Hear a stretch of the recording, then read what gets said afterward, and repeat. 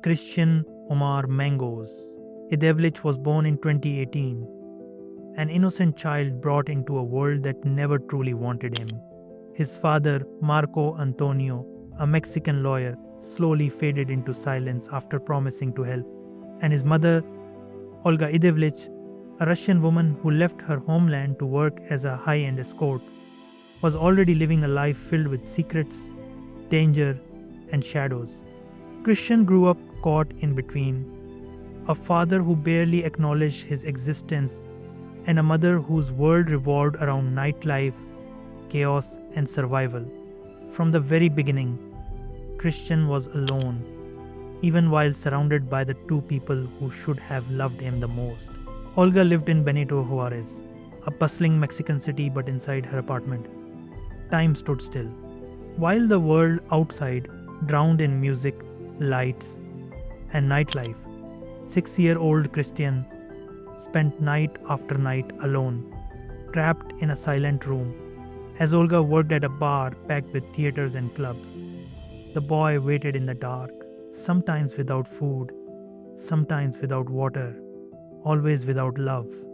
There were no toys, no school, no medical checkups, no friends, only walls that heard everything.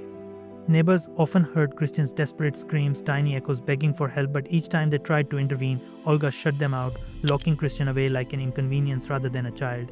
Behind the scenes, a silent war raged.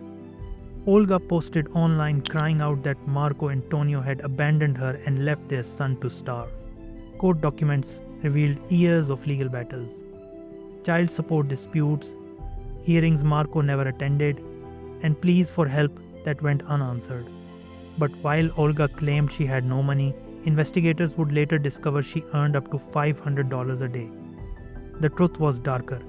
She wasn't lacking money, she was fueled by revenge. Friends described her growing anger, her violent reactions, and her obsession with making Marco pay by punishing the very child caught in the crossfire.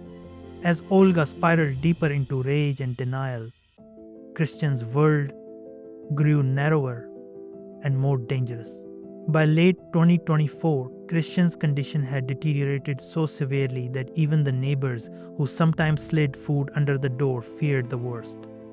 They had heard his cries weaken over time, his voice fading, his footsteps disappearing. Then one day, the screams stopped completely. For days, the apartment remained eerily silent, no movement, no light, no sound. Terrified, neighbors called the police, telling them they hadn't seen the boy in days. When officers entered the apartment, what they found shook them to their core. No electricity. Christian was barely alive, skin clinging to bones, lips yellow, eyes empty. A child who had been fading long before anyone arrived. Paramedics rushed Christian to the hospital as Olga stood by, answering questions in broken Spanish, avoiding details, hiding behind confusion. Medical staff tried everything, but the years of starvation and neglect had already taken their toll. On December 31st, 2024, Christian took his final breath. No family came. No mother sat by his bed. No father held his hand. Just hospital staff, strangers, witnessing the end of a story that should have never been written. And as Christian's small, lifeless body remained unclaimed, the world outside remained unaware of the tragedy unfolding behind closed doors. When the story finally broke, it triggered nationwide outrage. Journalists released footage from inside the apartment, and the public demanded justice. Both parents were charged with negligence, but Olga had disappeared the very same day her son died. Neighbors watched her carry bags out of the apartment and vanish. Police discovered her connection to cartel-linked clients, money she never declared, and a life built entirely on lies. Today, Olga remains a fugitive, believed to have crossed into Central America. Christian's father denies responsibility, insisting it wasn't his job to care for the boy. And Christian, his small body still lies in the morgue, unclaimed, unloved, and abandoned even in death. a child born to two adults who never deserved him, and a country that realized too late that he needed saving.